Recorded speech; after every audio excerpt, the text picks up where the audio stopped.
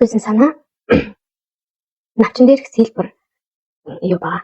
За энэ аяга хөөрхөн энэ төхөөрөмж байгаа. Энэ төхөөрөмж нь мод, навч, хунцар зэрэг дээр тийм материалыг хэлэх юм зориулсан энэ лазер сэлбэрийн машин. Төхөөрөмжийн хэмжээ нь 260 мм, 216 мм гэсэн харьцаатай. Ажлын талбарын хэмжээ нь 130 харьцаатай юм жижигхэн хөнгөн юм ор багтай юм машин байгаа. Дэвтгүүн танилцуулга. За одоо төхөөрөмж нь яг компьютер болон лазерын системтэй ингэж холбогдож ажилладаг. За зураг эсвэл одоо дүрсийг компьютерт илтгээд за тухайн сэлбэр материалыг таны төхөөрөмж дээрээ байршуулад тэгээд ийм лазерын тусламжтайгаар машины одоо нөгөө зураг эсвэл ийм юмнуудыг нь яг ингээд сэлээд гаргаж ирдэг гэсэн үг. Ерөнхийдөө хяналтыг компьютероос удирддаг ийм төхөөрөмж байна. За дулаан цагаар гадаа шууд одоо нөгөө зураг мөр зурж өгвөл ингээд байж идэг шүү дээ хүмүүстэй тэрэн шиг шууд гадаа ингэж үйлчлэгээ явуулаад бас айгүй гоё шатан санагдсан. Дээрээс нь иргэд туршлагын үйл ажиллагаагаар дэлгүүрт нийлүүлэх боломжтой зам уу хүрдэл дээр захиалга авах. За энэ дээр бол яг захиалгаар ажиллах гэдэг дээр илүү их нөгөө ач холбогдол сууж ажиллавал маш өндөр юм боломжтой байгаа. Танай төхөөрөмжийн маань сая 500 сая төгрөг за материалын зардлал нас бусад янз бүрийн төлөв эсвэл тийм ээ 100 сая төгрөг. Навчаар хийх нь гэхдээ хамгийн өвөрмөц бөгөөд яг цааш нь юм гоё бүтээгдэхүүнийг гаргах гэдэг байхгүй юу. За энэ дээр мэдээж ашиг нөгөө холбож ажиллах компьютер эсвэл ноутбук хэрэгтэй. Тэгэхээр сая 500 сая төгрөг орчим болно. Яг гэвэл амар тийм өндөр хүчин чадалтай юу хэрэггүй. За тэгээд нийт хэлтлийн хөрөнгийг 3 сая төгрөгөөр тооцож чадсан байна. За нэг удаагийн үйлдвэрлэлийн зардал дээр одоо мод хунцар юм уу тий одоо навч биш өөр ямар нэг юм материалаар эхлэх за нэг бүтээгдэхүүнийг 2000 төгрөгийн зардалтай байхаар тооцоод хүчний хэрэглээний дээр 1000 төгрөг тооцож өгсөн байгаа. Энэ бол маш өндөрөөр тооцсон зардлууд гэсэн үг шүү. Ингээд нийт зардал 3000 төгрөг. За тэгээд дэлгүүрт одоо бэлэн бүтээгдэхүүн болгож нийлүүлэх ч юм уу эсвэл хөрөлтөөр зарах бол одоо ингээд жааз болон юм босоо зардлууд гарнаа. Мэдээж хөрөлтөөр зарах бол жаазан дээрч харна тийм ээ. За үйлдвэрлэлийн хүчин чадал гэхээр нэг цагт бол 10-аас 15 бүтээгдэхүүнийг сэлэх боломжтой байна. Өдөрт дунджаар 8 цаг ингээд тасралтгүй ажиллана гэж үзэх юм бол 100 ширхэг бүтээгдэхүүнийг гаргах бүрэн боломжтой ийм шин байна. Харин нийт зардал нь цаад ингээд 30 хоног ажиллаа гэж тооцоход 3000 ширхэг бүтээгдэхүүн үйлдвэрлээд 9000 төгрөгийн 9 сая төгрөгийн зардлыг гаргана. Нэг бүтээгдэхүүнийг 10,000 төгрөгийн үнээр зарлаа гэж бодоход өдөрт 1 сая төгрөг хүртэлх юм орлого олох боломжтой байна. За энэ нь арын 30 хоногоор тооцох юм бол 30 сая төгрөгийн орлолт их боломжтой байж байгаа. Эндээс үндсэн зардлууд даасах юм бол саад 23 сая төгрөгийн цэвэр ашиг хийх бүрэн боломж байна гэсэн үг. Зургийн болон өнгө дизайны ийм мэдрэмж шаардж байгаа гэсэн үг. Тэгэхээр нэг хэрэглэгчдээс ирсэн зургийг тий засаж янзалж ингэж яадаг ч юм уу тийм арай нэг юм жоохон юм дизайн талын мэдлэгүүдийг шаардж байгаа шүү. Зах зээлийн чиг хандлагын хэрэгтэй маань айгүй гоё. Одоо зах зээлийн судалгаагаар бол нөгөө гар урлал ч юм уу сэлбэрийн бүтээгдэхүүнүүдийн эрэлт сүүлийн жилүүдэд айгүй өсөж байгаа хэрэглэгчдийн тий шин санаачлах ч юм уу тийм өвөрмөц бүтээгдэхүүнд сонирхолтой болсонтой холбоотой байгаа. Тэнгуү сүүлийн хүмүүс ийм нэг уламжлалт болон одоо нэг шинэ хобби тий эсвэл тийм үндэсний юмнууд ч юм уу за тэгээ гар урлаас үүдэлтэй юм хэрэглэгдэхүүнүүдэд илүү их сонирхолтой байдаг болчихсон. Үйлдвэрлэлийн нэг юм биш. Ийм гар урлын юмд хамаагүй хаал хандуулаад байгаа. Технологийн хөгжил одоо 3D ийм лазерын сэлбэрийн орчин үеийн тоног төхөөрөмжүүдийн хэрэглээ бол улам бүр ингээд өргөжөөд эрэлттэй болж байгаа юм байлээ. За гар урлал бэлэг турцлагын зах зээл мэдээж яг бид нарт нийтвэрт байна. За гар урлалын зах зээлийн хөгжлөн одоо нөгөө бэлэг турцгал тогтцол өвөрмөц дизайнерын бүтээгдэхүүн үйлдвэрлэх шалгагдаад байгаа. Өнөөгийн хэрэглэгчд болохоор ингээд гар урлалыг уламжлалт тутаа агуулгаас нь гадна тий өөрийнх нь хобби ч юм уу эсвэл тийм цаа зориулалтаар бүтээхийг аяг өгсдөг. Тэнгүүд энэ төрлийн бүтээгдэхүүнүүдийг одоо гэрийн интерьер орчин ч юм уу тий эсвэл аятайхан бэлэг хааж байгаа юм хүмүүс ингээд сонирхож авдаг. Хоёрдугаарт нь мэдээж технологийн хөгжил байна. Сүүлийн 5-аас 10 жилд гар урлалын сэлбэрийн үйлдвэрлэлд лазераар юм буруу технологиуд нэвтэрсэн энэ одоо бүтээгдэхүүний чанарыг нөлөөдөг бол юм маш сайжруулж байгаа. Лазер сэлбэрийн төхөөрөмжүүд болохоор юм хурдан за тэгээд дээрээс нь наривчлалтай сэлбэрийг хийх боломжтой байдаг. Хэрэглэгчдээс тэгэл нийт юм олон төрлийн хийцтэй бүтээгдэхүүнүүдийг гаргах юм боломжийг олгож байгаа. Тэгэхээр энэ шинэ технологийн ашиглалтыг бүхий л зах зээлтэй тэр дундаа гар урлалын болон бэлэг турсгалын үйлдвэрлэлд бол ингээд улам бүр маш ихээр ашиглаж байгаа. Бэлэг дурсгалын бүтээгдэхүүний эрэлт мэдээж маш өндөр. За бэлэг дурсгалын зах зээл нь ойрхон орнуудын одоо уламжлалт баяр тэмдэглэлт өдрүүдэд албатайгаар бол маш их өсдөг. За гэр бүлийн тэмдэглэлт баяр ч юм уу тий одоо төрсөн өдөр нөгөө хосуудын юм нэг нөгөө аймаг гэдэг ч юм уу яг юм харууллын үг бүр их сонирхдаг. За тэгээ шинэ жил төрсөн өдөр энэ талны баяраар ч юм уу нэлээрээс хөл зүйл дээр ингээд бэлэг дурсгалын зөв шаардлагатай байдаг шүү дээ. Хэрэглэгчид өөрсдийнхөө нөгөө сэтгэл хөдлөлийг илэрхийлэхийн тулд ингээд гар урлалыг ямар суугаад байгаа байхгүй юу? Тэгэхээр одоо нөгөө бэлгийн яг бүтээгдэхүүнүүдийн шошог лого ингээд ийм дуртай зурнуудыг ингээд навч мод ч юм уу байгалийн материалыг ашиглаад ингээд сэлж хийх нь бол маш сонирхолтой байх боломжтой гэж үзэж байна. За эрчимтэй өсөж байгаа онлайнаар худалдаалахтай онлайн худалдааны платформуд байгаа. За онлайн худалдааны платформ дээр ялангуяа одоо манай одын худалдааны юунуудаас гадна энэ одоо нөгөө гадны сайтууд дээр ч гэсэн ингээд гар урлалын бүтээгдэхүүнүүд эрэлттэй юм мэдчихэж байгаа байхгүй юу. За тэнгууд сүүлийн жилүүдэд хүмүүс одоо өөрсдийнхөө хобби гэдэг ийм ур чадваруудыг ашиглаад онлайн худалдаа хийгээд те гар урлалын юм хийгээд ингээд өөрсдийнхөө бүтээгдэхүүнүүдийг хүргэх замаар юм нэг ажилдаг болсон.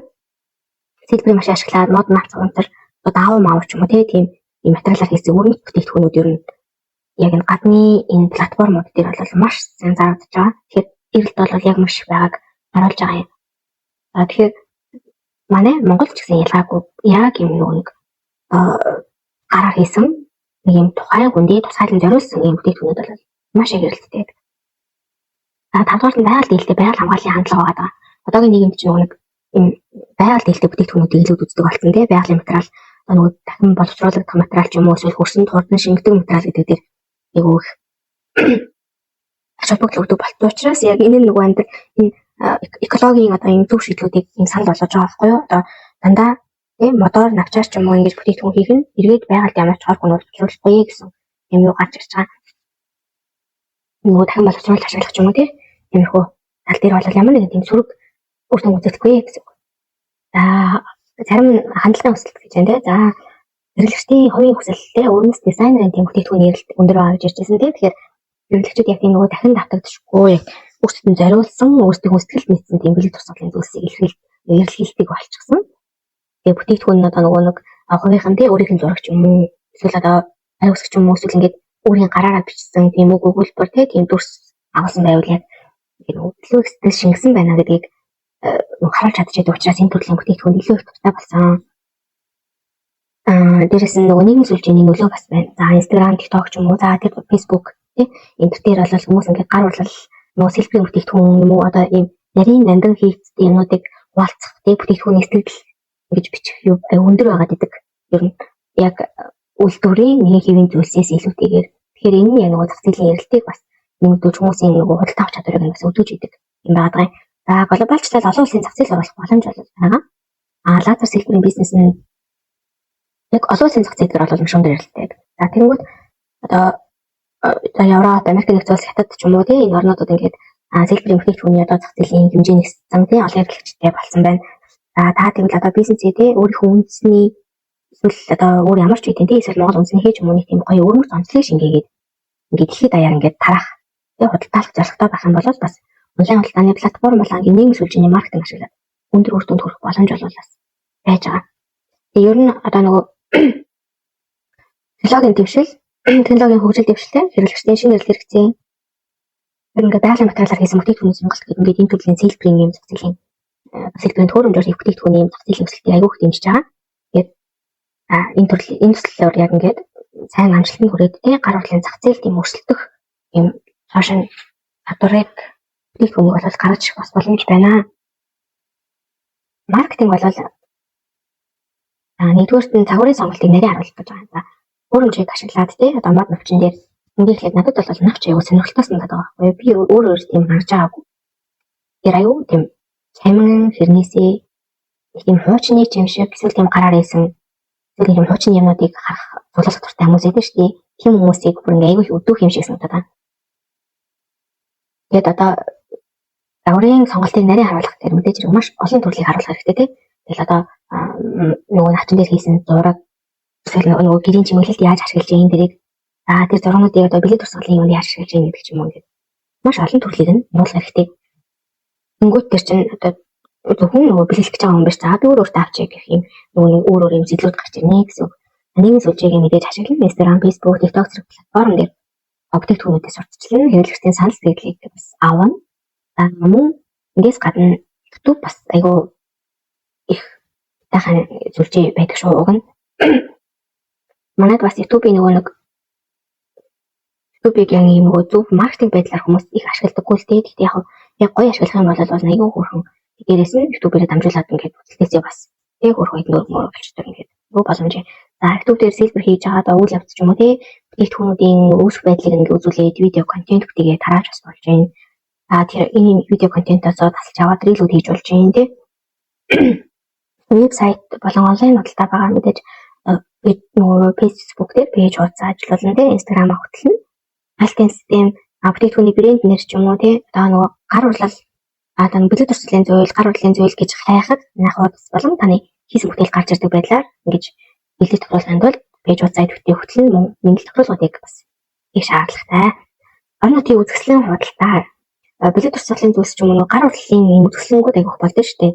Тэнгүүд ийм бүтээгдэхүүний танилцуулга хийгээд тий үзэсгэлэнд оролцоод айгүй гоё шууд нөгөө өөрчлөлтөд хүрч болох юм биш гоё боломж байгаа. Бичиж үзүүлээ таниулаа тий тэр дорн захиалга аваад харуулад ч юм. Дээрээс нь албаны байгууллагатай хамтрах бас боломж байна. Байгаль орчны чиглэлээр үйл ажиллагаа явуулдаг байгууллагатай хамтрах ч юм тий. Тэгвэл таны бүтээгдэхүүний чинь нөгөө ямар ч тийм экологийн тийм одоо нөгөө давуу талыг харуулад тий байгаль дийлтэй юм сэтлийг гэдэг талаас нь хүмүүс бас дэмжих сэтлийг бас өгөх боломжтой. За хэрэглэгчдийг оролцуул бүтээгдэхүүн даасан худалдаж авсан хэрэглэгчдийг одоо санал асуулга санал хүсэлт өгөх юм уу эсвэл үсгэлээ бичиж уриалаад нөгөө хандлтаа нэмэгдүүлж ивэл те энэ таны бүтээгдэхүүний чанар үйл ажиллагааны талаар үн зөв мэдээлэл авах гэсэн боломжийг олгож байгаа юм. Шүүмжлэх гэхэд танд хэрэгтэй штэ. Магтлаа гэхэд зурчлаа. За дээрээс нь сэтгэлүүдийг харуулна. Нийгмийн сүлжээнд дээр сэтгэлүүд хэрэглэгчдийн авсан захиалгуудыг харуулаад за энэ тохиолдолд нөгөө захиалагчаас мэдээ зөвшөөрөл авах шаардлагатай байдаг хэрэг зөвшөөрөл авахгүй гэх юм бол шууд нөгөө өөрийнх нь нэр бүх юмыг дараад өгсөн сэтгэлийг юм ч юм уу гэж оруулж байршуулж болж байгаа юм. Тэгээд түүний нэр, лого, шашиг ч юм уу тийм тусгай нөгөө брэнд элементүүдийг сайн танилцуулж хэрэглэгчдэд эмхийн зөвшөөрөгдөж чадах эмхийн хэмжээ өсбий болдог тийм. Ахуулалт урамшаал санал болгоно. Тухайлбал одоо хамгийн анхны олдоо авахтад одоо ийм үйл болгож байна. За эсвэл энэ баярыг тохиолдуулаад ингэж юм. Эсвэл тэдээс дээш захиалганд ийм урамшаал санал болгож байна. Тэгмээ. Дээрээс нь томоохон захиалга авахд хэрэглэгчдэд урамшаал өгдөг байх бол. Өөр олон тоорын захиалгад арга захиалгад нэг өгдөг юм уу тийм. Тэр хүмүүс нөгөө олон тооны бэлэг турсгал хайж байгаа хүмүүст иймэрхүү боломжуудаас аюул ихтэй идэх. Тэгээд хүн бэлэн болох үйл явц гэж заамаа. Одоо навч дээр сэлбэрийн энэ тоног хөрөмж маш нарийн ажиллагаатай. Дээрээс нь зөв материалыг ашиглах шаардлагатай байгаа. Бүтээгдэхүүн бэлэн болох үйл явц нь хэд хэдэн үнцаалмаас бүрдэж байгаа. Тэгээд энэ үйл явц нь болохоор нөгөө одоо тоног хөрөмжийн чанар тий ажиллах горим болон за мөн нөгөө үндсэн сонгож авсан зөв материалтай маань ингээд чанар одоо бүх юм шууд холбоотой болчихж байгаа байхгүй юу. Тэгээд хамгийн эхлээд материалыг бэлтэн. За сэлбэр хийх материалаа эхлээд сонгоно. Тэгэхээр мод бол навч дээр сэлбэрэх зориултаа гэж байгаа тийм. Гэхдээ одоо модон ч юм уу навчин ч юм уу тийм тодорхой хэмжээний тухайн нөгөө машины стандарт тохиолсон хатуулагтай сэлбэр хийх тохиромжтой шаардлагатай. Тэгээ хатуу чанар бүтцийн нөгөө нэг ингээд шууд ажлын явцад шууд нөлөөлнө. Тэгэхээр тохиромжгүй байх юм бол одоо шууд дундаас нөгөө бүтээгдэхүүнийг юмш ашиглах боломжгүй болоод явж учраас өөрийнхөө цаг зав санхүү тэрийг хэмнээд хамгийн эхлээд сэлбэр материал маш зөв сонгох шаардлагатай. Тэгээд сэлбэрийн наривчлалыг тодорхойлоод материалуудыг ингээд ажиллахад бэлэн болгохын тулд эднийг бас ингээд ах ч юм уу тий шалгах юм маш өндөр шаардлагатай байгаа. Тэгээд хоёрдугаар нь танад хөрөмж яг тохироо гин. За танад хөрөмжийг яг нөгөө төвийн тэгш байрлуулах шаардлагатай. Тэгээд нөгөө лазерын гаралттай чиглэл ч юм уу одоо нөгөө хэмжээний тохиргоонуудыг зөв хийгээд тохируулах шаардлагатай байгаа. За тэгсний дараа сэлбэр хийх загварыг ингээд компьютерт боловсруулах шаардлагатай. Програмчлалын тусламжтай тий одоо энэ одоо Photoshop ч юм уу эсвэл өөр хэлбэр одоо Canva ч юм уу тийм тохиромжтой юм дээр зураг текст эсвэл юм босоод нөгөө сэлгэж байгаа зүйлээ оруулаад сэлбэрлэхийн чиглэл ч юм уу наривчлуудыг сайн тодорхойлж хэрэгтэй. Хэлбэр хийх үйл явц нь болохоор машины тохиргоо бүрэн дууссаны дараа мод эсвэл нөгөө навч энтер ингээд байрлуулад ингэсний дараа хэлбэр хийх үйл явц нь эхэлж байгаа. За тэгээд ерөнхийдөө бусад материалыг тий одоо иймэрхүү материалыг маш наривчлаар одоо хайжлах сэлэх үйл явц байгаа шүү дээ. За тэгэхээр энэ үед одоо нөгөө хэлбэрийн наривчлал хурд болон хүчин маш чухал байдаг. Шинэ автомат ажиллагаатай. Тэгэхээр нөгөө хэлбэрийг гараар олж шаардлагагүй. Гэхдээ нөгөө чанар ч юм уу одоо тэр наривчлалыг ингээд шалгахын тулд байнгын хажууд нь байгаад ажлыг ингээд тогтмол хянжаах хэрэгтэй байгаа. Бүтээгдэхүүний боловсролтой хэлбэрлсэн мод ч юм уу эсвэл навчийг маш сайн шалгах хэрэгтэй. Бүх төрөлтэй наривчлаар шалгаад ингээд алдаа болон дотоодлыг заавал засах шаардлагатай. Тэгэхгүй бол материалаас ч юм уу эсвэл машины тохиргооноос ч юм уу болоод буруу гарлаа гаргах тохиолдол бас мэдээж байж байгаа тийм ээ. Заримдаа одоо хэлбэрийн дараа машин ингээд нөгөө бүтээгдэхүүний гаргасны дараа материалыг гараараа ингээд ганц нэг чимэглэлөөр тий гараараа засах ч юм уу оруулах ч юм уу эсвэл ингээд нөгөө хит хатуу хэсгүүдийг нь одоо ингээд жоохон үйлч мөлүүд янзлах ч юм уу иймэрхүү юмнууд бас хийх засварын тийм юмнууд бас байж болно. Дээрээс нь тэгээд нөгөө өнгө оруулах ч юм уу тий эсвэл хамгаалах тийм янз бүрийн хөдөлгөх ч юм уу тийм процессууд бас байж болж байгаа. Тав баглаа бодлоо бүтээгдэхүүн бүрэн дуусны дараа болол түнд одоо үүний чаазанд бол хийн гэж үзэж байгаа шүү дээ. Навчийг бол мод ч юм уу тий одоо навч зэрэг материалыг хамгаалах гэдэг энэ таны хийсэн бүтээлийн чанарыг хадгалахад туслах тийм материалтай тийм одоо жааз юм уу эсвэл өөр ямар нэгэн зүйл байх шаардлагатай болж байгаа. Тэгвэл бол эндээс гарч ирж байгаа бүтээл маань маш эмзэг бүтээл гарч ирэх гэдэг нь яг навчин дээр яриул. Модны хэлбэр бүтээгдэхүүнүүдийг бол ингээд маш сайн чанарын хайрцаг ингээд одоо нөгөө зэвтихээс хамгаалсан материал цавлаад ингээд тээвэрлэлтэнд бэлэн болгож байгаа. Хүний гарын ая даах хэмжээний болгоно гэсэн. За тэгээд одоо шалгалтын дайлан гарах гэсэн тийм. За бүтээгдэхүүний чанарыг мэдээж шалгана. За тэгээд чанарыг шалгасны дараа яг одоо нөгөө үзүүлэлтүүдийг нь одоо юмнуудыг бичээд тий одоо ийм боллоо. Таны бүтээл бэлэн боллоо гэдэг ч юм уу тий ингээд баталгаажуулаад хөргөлтөнд гарахаас өмнө зургийг дараад ингээд арчил бацаа өгдөг гэдэг юм ямар ч бүтээгдэхүүн. Яа тэгээд бүтээгдэхүүн бэлэн болсон бол үүнийг хэрэглэж байгаа хэрэг мэдээж илгээх хэрэгтэй.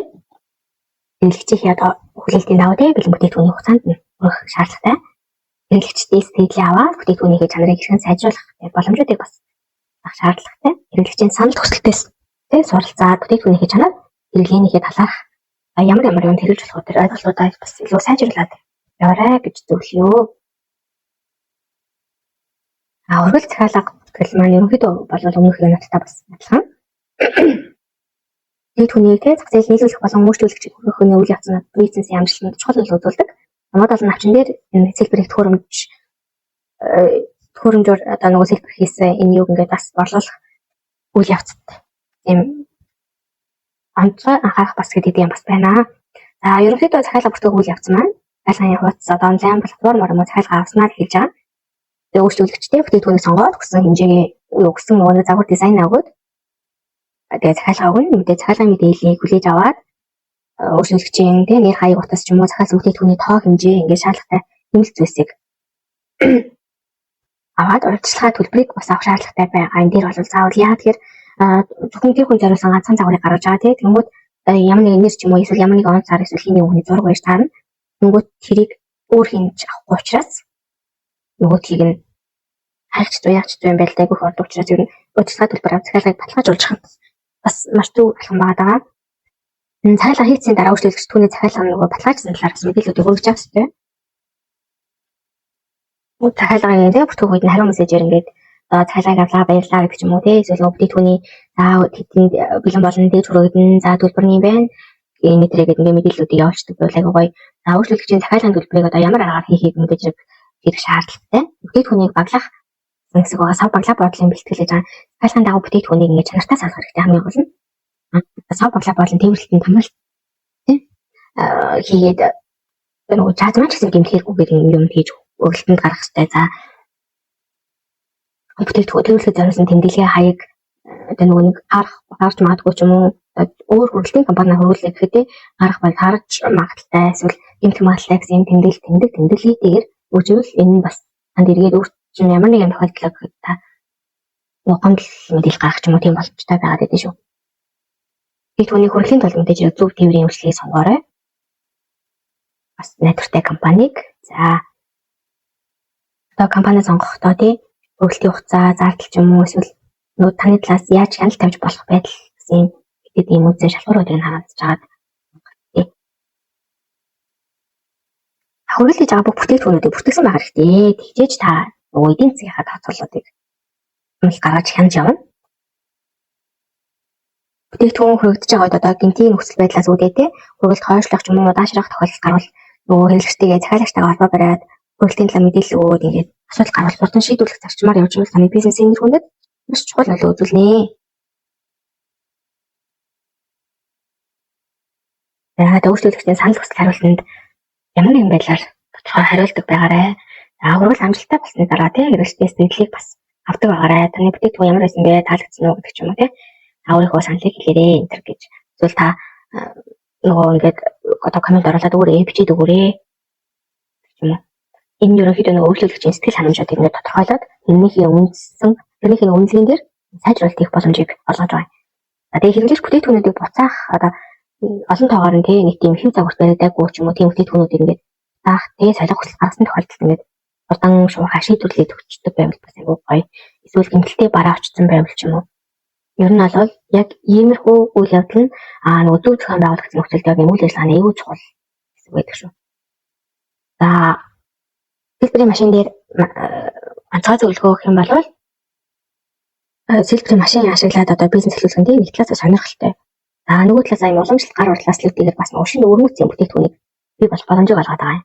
Тэгэхээр одоо хэрхэн амжилттай бизнес эхлэлийг тавих вэ? Урт хугацаанд хэрхэн доктортой ажиллах гэдэг ингээд аюул их боловсруулах шаардлагатай болно л да. Нөгөөд тэгээд загвар контент байгаа. За сэлбэрийн машин ашиглаад олон төрлийн бүтээгдэхүүн хийх боломжтой байгаа. Тэгэхээр хамгийн анхдаг шалгам бол өөрийнхөө өмнөс дизайныг гаргах тий. Одоо мод навч энэ хунцар энийг гэхгүйгээр ганцхан юм сонгож аваад одоо жишээлбэл хүн навчийг сонгож аваад тий.